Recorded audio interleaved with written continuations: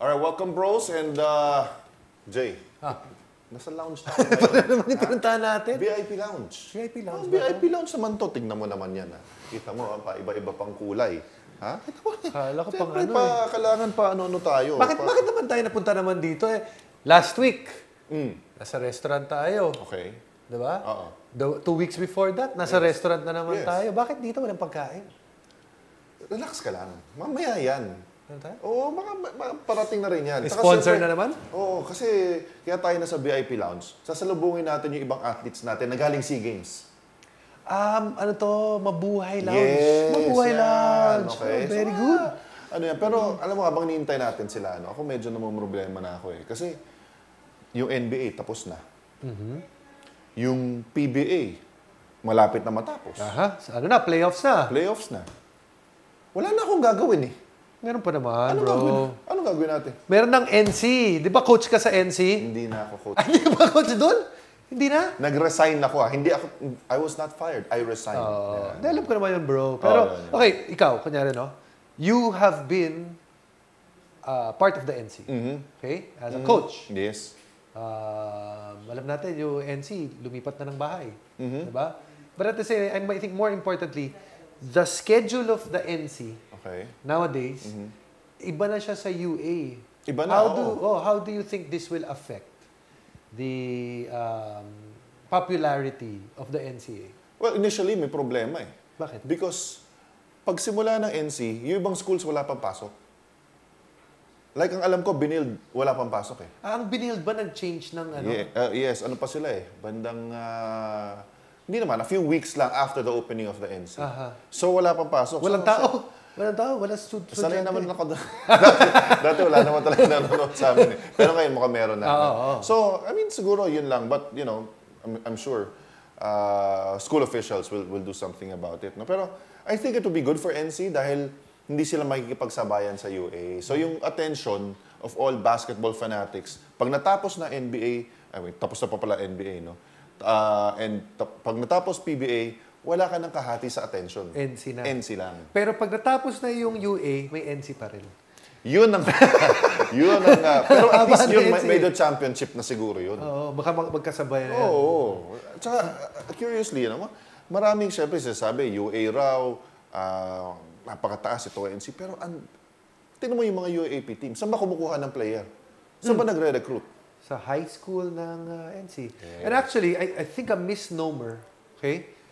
People tend to believe on the next level, puro mga UAAP players na nandyan. There's actually more significant, when I say just significant people that have had careers, you can argue that there are more players coming from the NCAA that has had more significant careers in the PBA. Argue Yes, lang. Yes. Like who? Galing ng NC, nandyan si Verhel. Yes, tama. Oo, si Verhel, no? Oo, sino pa? Dami pa. Samboy. Yan, galing NC. Alvin. Tama, Mapua.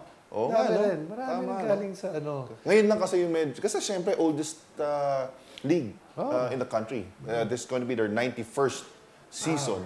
Wow. And, 91st na. So, yan ang original eh, di ba? Tapos, later on na nagkaroon ng UAAP. Ano yung storya? Bakit nagkaroon ng UAAP? Bakit dati di ba Ateneo at Lasal nasa UAAP? Nandun ka dun sa game na yun. Wala ako. Sinabi ko lang 91 years na NC. Akala mo alam ko na storya. Hindi ko alam yung storya nun. Hindi alam mo yan. Hindi ko nga alam. Well, isn't it true that, isn't it true for the benefit of natin? Kwento ng lolo ko. Okay, yan. Was it Lasal and Ateneo previously in the NCAA?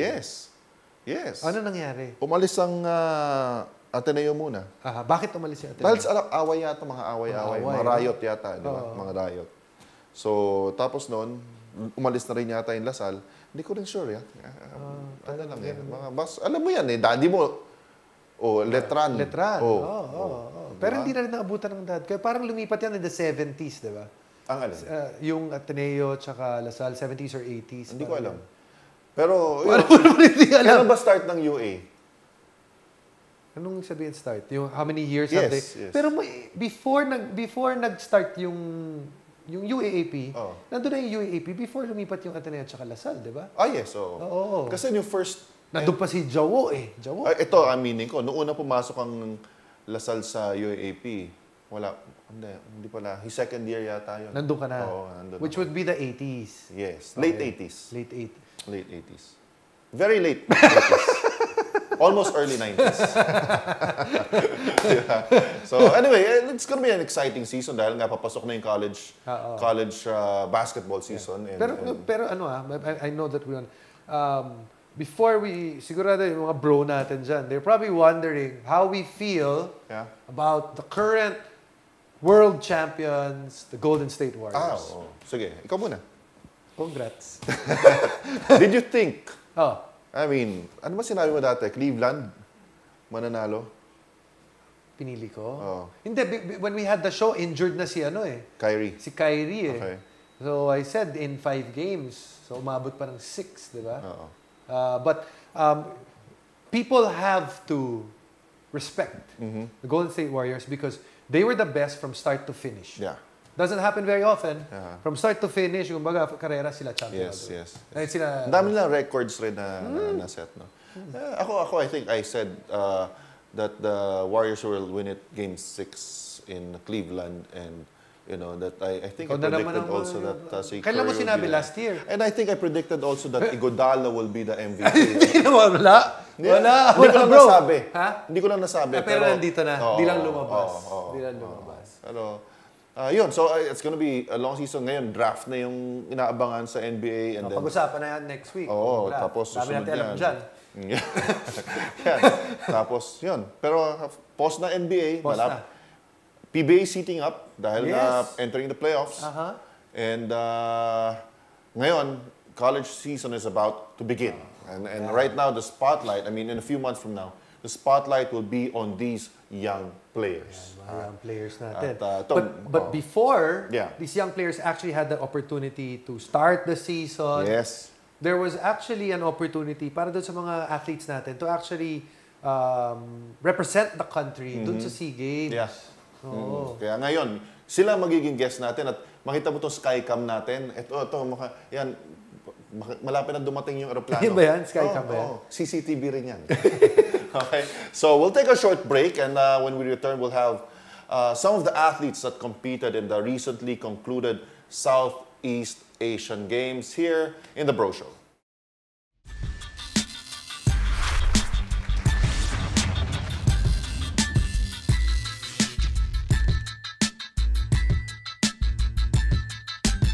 All right, welcome back to the Bro Show. And as promised, our athletes have arrived. And dito na sila sa lounge.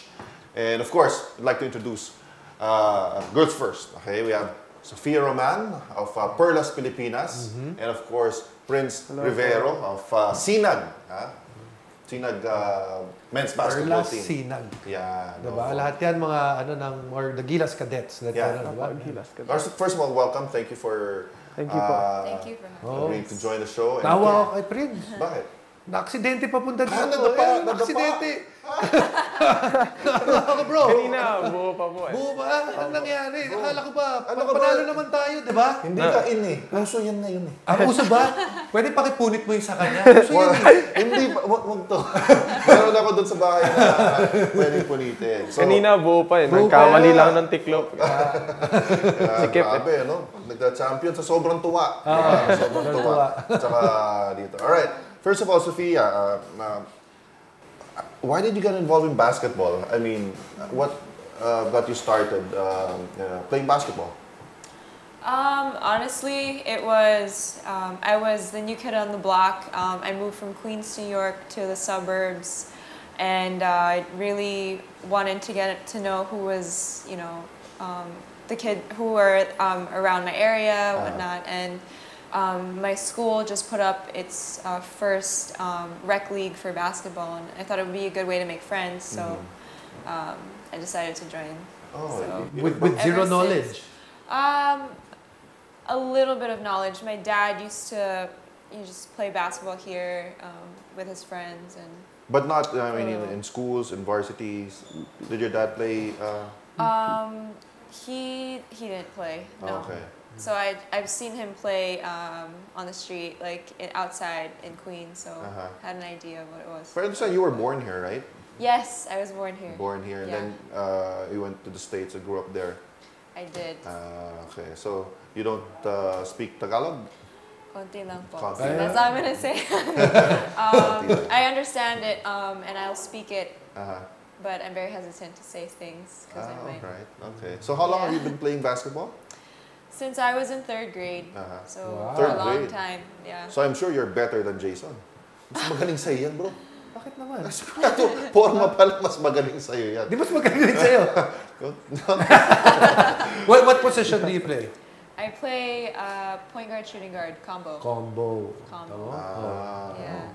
Okay. So your dad influenced you. Eh, I'm sure, Yeah. si Prince ganun rin. Kasi yung dad ni Prince is a trainer. Opo. Di ba? Conditioning po. So talagang sa inyo ba, from the start, pressure na talagang kailangan mag-basketball kayo magkakapatid? Not really po. I started playing golf first. Uy! Golf, okay. opo. And then, Talagang little by little, like, nag-golf muna, then volleyball, then basketball. Last na yung basketball. Opo. Bakit? Di ka magaling mag-golf? Hindi naman po. Parang na-bore lang ako kasi yung pinsan ko na kasama ko lagi maglaro dati. Nawala. Nagpunta ng Manila for a couple of years. So I stopped. And then Saan ka pa before? Where? I was in Isabela. I'm from Isabela po. Isabela. Opo, Okay. Ilagan. Sa Ilagan. Region 2 siya. Opo. Okay. Dati hindi naman po ganun ka-popular doon yung... Walang parang mga tournaments na parang dito doon. So hindi ganun ka yung basketball. And then, pag pupunta kami Manila, nanonood ng PBA. Pero what got you into golf? In Isabela? Yung grandmother ko po, politics.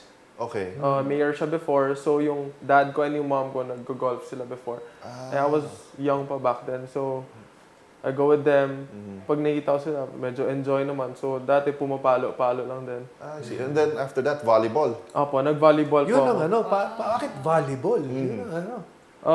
Nung yung dad ko po kasi when he was in college, he was playing volleyball for the national team then. I see. So siya nagturo din sa amin ng volleyball.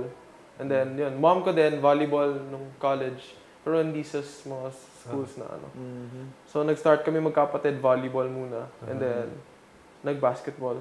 Hindi ba na heartbroken yung parents mo na sinabi, Dad, Mom, I'm gonna move to basketball instead of volleyball. Dahil syempre, parang gusto nila siguro volleyball. Actually, hindi naman po. Yung heart ng dad ko nasa basketball pa rin. So, when every time we go sa Manila, we watch PBA. Then we fell in love sa basketball po. What's your favorite team of your food sa PBA?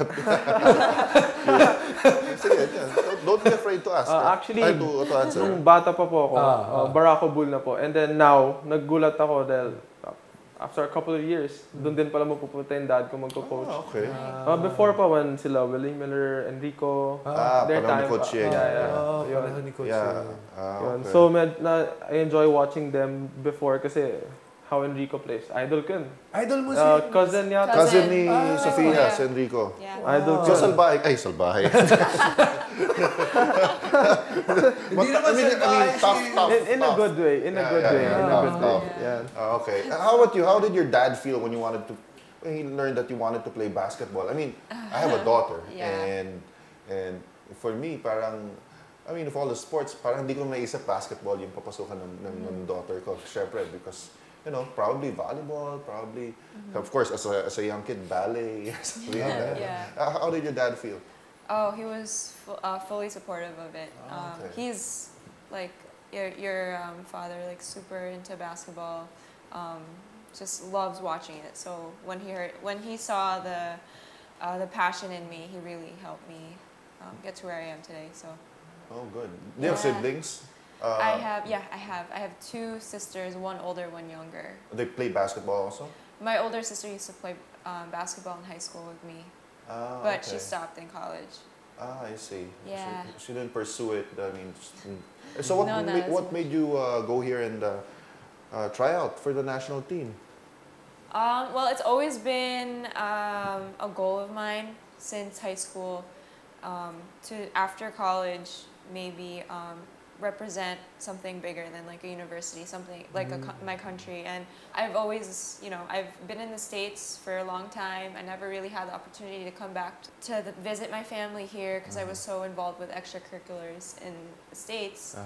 And I had the chance and the opportunity to come back. Why not? And offer my services to the country. So like that. Grabe, but Yung yeah. feeling. Feeling. What is the feeling? First, like, is this the first time you represent the country? Yeah, first tournament. Prince, Yeah. ikaw rin, first mo to? Or in this level? In this level, yeah. Dati nung lower, Yeah, ano? 16, 17, 18. Yeah. What is the feeling, para malaman ni Bro Richard, para malaman niya, because he doesn't know eh. Okay? No. You know, like us, no? Like us that represented the country. What is the feeling? Yeah, he did. When you were not born yet, he was already a national team member. Hindi! Hindi! Anong SEA Games yun? 85. Ha? 85? 95. Ah, 95. Yeah, he was... Born, no? 95. 95. Born 95. Feb? Yeah. Pinalak na. January yata SEA Games. Hindi!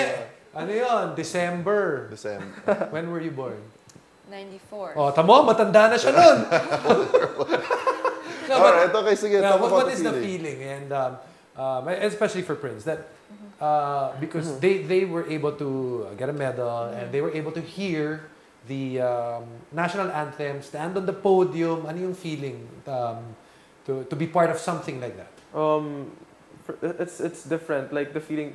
First of all, para ma-represent lang yung country, sobrang grabe yung pressure also. The pressure is very high for me because syempre I think I'm the youngest sa team right now. Okay. So to be able, for me, a part pala ako nun, sobrang saya ko na, and then sobrang determined ako to work even harder para maka-reach pa ako ng much more higher goal than that. But I think that's the ultimate dream of all the athletes, to play for their country and to play pro. So for me, it's like a one step closer to my goal, and then to feel that national anthem, yung kinakanta yun, sobrang gaan ng feeling. Then syempre kasama ko sila lahat, sabay-sabay kami naghihirap. Kakantahin mo siya with them. Napaiyak ka ba? Totoo. I mean, it's not wrong. It's not wrong. Nung nag-buzzer, parang teary-eyed. And then, syempre, hawak ko yung flag. Sobrang happy ng feeling. Kasi lahat ng hard work mo, nag-pay off na. It's different. Especially kung i-compare mo siya sa high school games, college games, it's way different. But did you expect the competition to be mas tough? I mean, because, of course, for us Filipinos, after that, especially in FIBA World experience, no, when we competed with the best in the world, and they were expecting just for yung team natin to just cruise through this Southeast Asian Games, and then we had a scare against Thailand, pati Indonesia. even Indonesia. Nagulat ba kayo doon?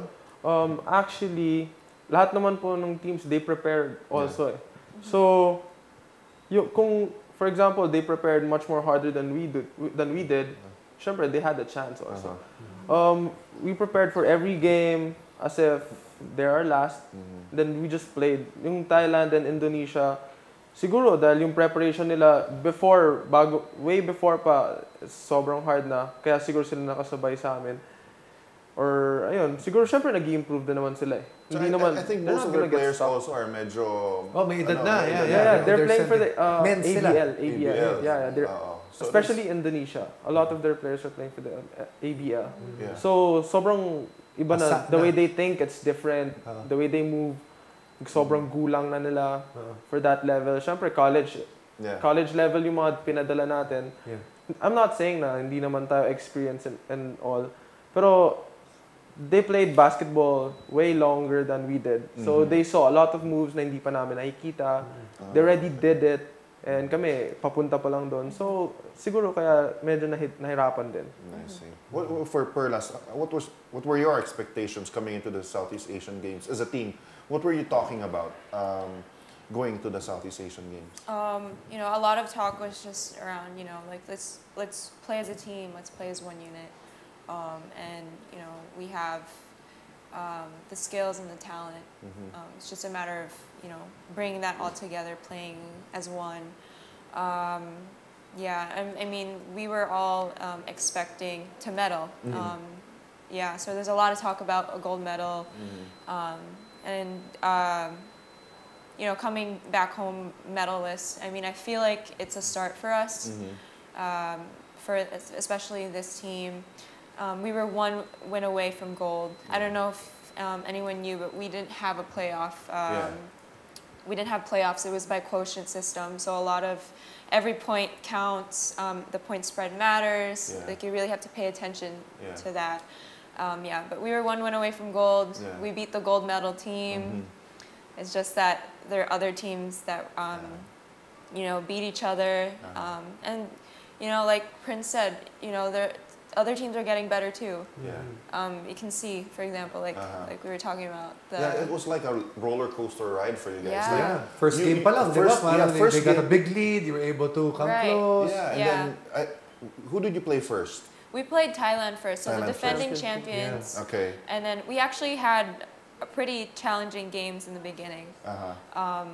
So we played Thailand first. It felt like a championship game, honestly. And For their the very losses first game. for the very first game, So that was a challenge, and then so we ended up 3-2, and the 2 losses we had were only by 5 points. So. And of course, I was the officiating. I'm sure you had to adjust also to it's the first time international competition. Of course, officiating is different, no? Especially, really. I mean, what was your experience in terms of officiating there? Officiating, I mean, some of the calls, I don't know. But you can't really, as a player, you can't really focus on what the call is. You just have to keep playing. And if you let it get to you, it'll affect your game. So, some of the calls, and personally, I felt were a little biased or weren't the right call, but what can you do? They're human. Make mistakes. Ganun rin, no? I mean, especially when you played Thailand, I think. First minute of the game, less than a minute actually. They called 2 fouls on 1 player. Talaga? Yeah, Vosotros. He played really good the game before that. So, syempre, may iba yung plan ni Coach Ta. The rotation will be different. Like when he's thinking, for example, a couple of minutes before he's gonna get Almond out, and then, syempre, mag-iiba lahat.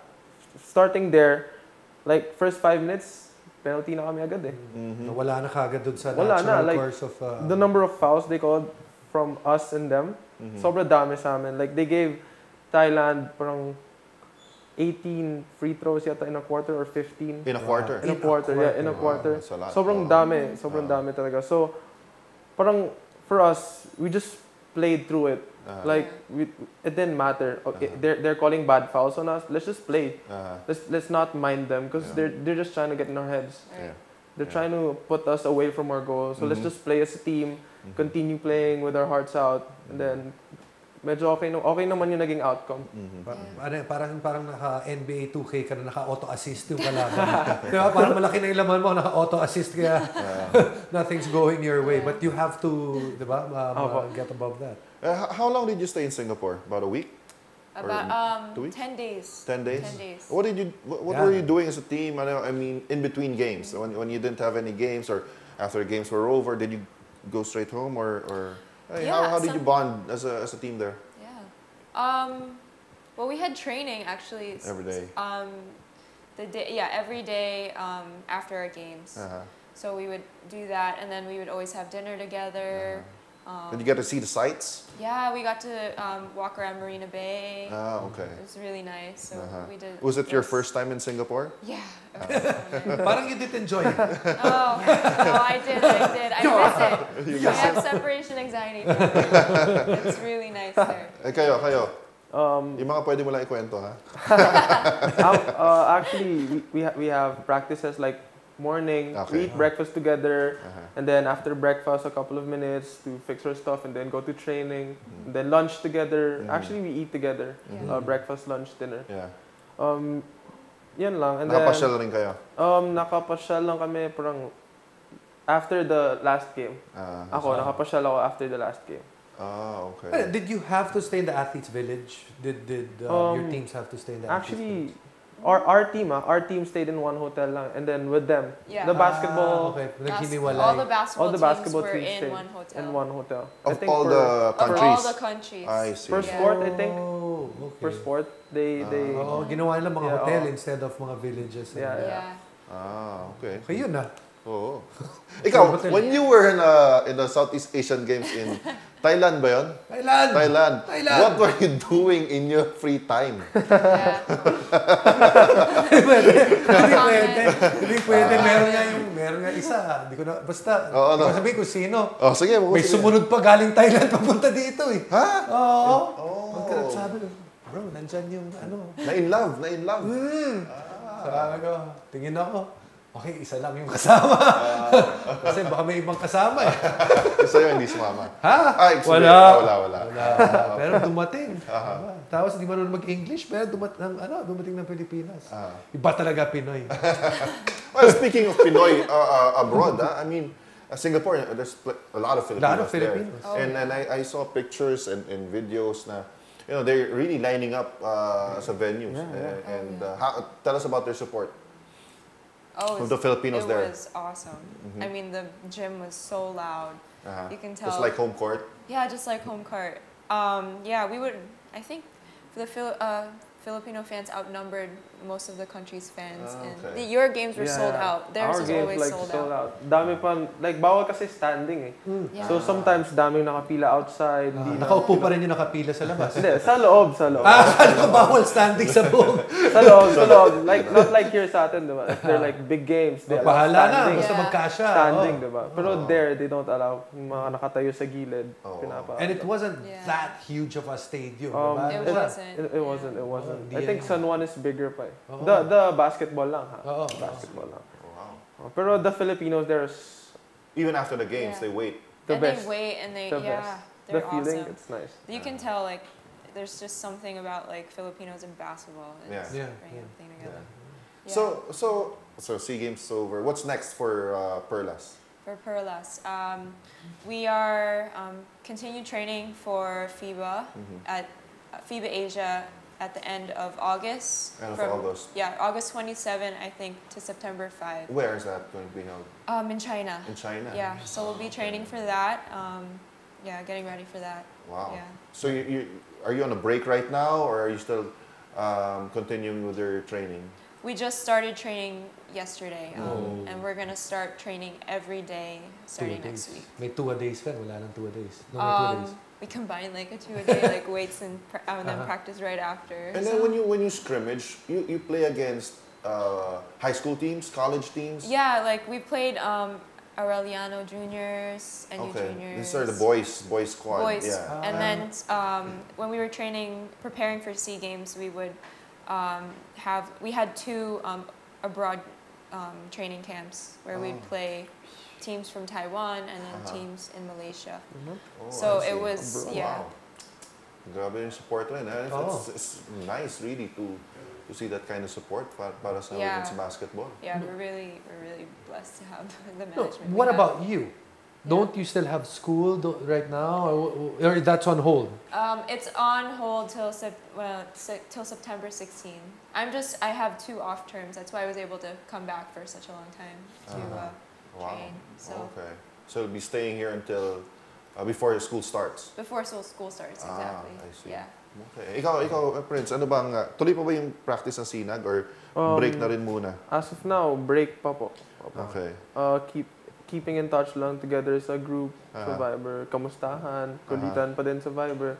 Yun lang. Nagkikita, siguro, may mga sa PBA, yung mga coaches nakikita kami, and some of the players are watching din also. So, kamustahan lang. I see. And then, but upcoming UAP season, you'll be playing for the best school.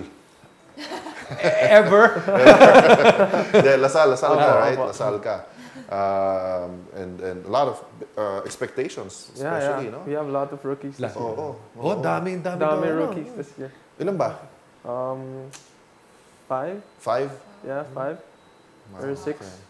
Tapos sa Phil Oil, nag-champion ba kayo sa Phil Oil? No, we lost San Beda. To San Beda. We lost against San Beda, yeah. Okay. Ay, malakas rin ang San Beda. San Beda, sa NC nga. That NC's gonna start na. So, kulitan pa kayo sa Viber ngayon nung mga kasama sa cadets. Yeah. Sigurado pag simula ng UA, wala nang kulitan yan. Hindi na alam kasi magkakapikunan na. Wala ka. Di na kita na text. Siguro, hindi ko lang alam. I read somewhere, no? Din. I read somewhere na, I mean, before you chose LaSalle, you almost went to Ateneo also. Opo. Pero my first choice really is LaSalle. Okay. Because I went from Green Hills po. So, yeah. Yun. And yung brothers mo, lahat nagbabasketball? 7 kami na boys. Oh, 7. 4 pa lang yung nagbabasketball. 4 pa lang? 4 pa lang. The 3 are still young pa. Pang ilang ka ba? I'm the first one. Eldest. Eldest ka. And then... Siguro naman lahat kayo, yun na yung 7, no? Walang girls. Wala. Okay. Akala ko mayroon pang 7 na girls. 7 boys? Wala. 7 boys. 7 boys, no? All boys. Wow, kawawa naman mami mo. Oh, hindi. Tsaka ano, ito because like, my brother actually has 6 kids. Pero boys and girls yun. Okay. Yung ref nila, laging puno, laging ubos. Laging puno, laging ubos. And I can't imagine having 7 boys. Yeah. Na athlete pa yung... Athlete, naglalaro pa yung 4. Siguro pag kumain kayo sa labas, wala nang pera yung tatay mo pagkatapos. Medyo. Actually, si mom ang wala ng pera. So kailangan laging buffet. Typical. Yung mga bata kasi, hindi choosy sila sa food eh. So gusto nila most of the time. Junk food. Fast food. McDonald's, Jollibee. Yun. Right now, yung mga kapatid ko din, choosy. Like, kaming 4 na nagbabasketball. Ako lang yung parang open sa lahat ng food. Halata naman sila. Yung 3, parang medyo choosy pa sila. So they like from a typical Filipino food.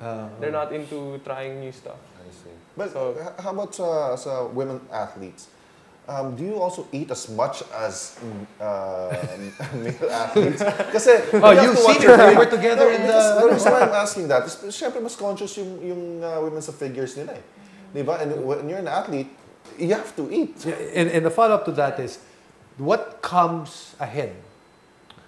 Eating right and... diba? Eating a lot. Diba? For the game, or eating and thinking, I'm gonna look fat after all of this. What comes first as an athlete? So probably not as much as the guys, but we do eat a lot. I mean, you have to eat the right foods before the game. Not really conscious about... No more. It's all... It's not really, we don't really think about like, will this make me fat or whatever. We eat the proper foods. Okay. You have a nutritionist in your team? No. No, we don't. No, okay. Kasi, like even sa PBA, players before the game, hot dog, spaghetti. Pero ito yung nakakatawa. Before the game, ganyan sila kumain. They eat junk. But during the preseason, it seems that players, for some strange reason, work harder during the preseason, eat right, ganyan. But when the season comes along, because the season is longer than the preseason. So dito na lang ako kakain ng marami during the season. And yung rice, di ba? Ganun ka. I mean, mountain of rice. Tapos, I mean, PBA players, fried chicken, minutes before the game. Ganun din yan ba? Sigurado sa UAA, di ba? Ganun rin. Sa UAAP, hindi naman. Like, we eat more roast chicken and then pasta before game. Before the game? Because you have a meal?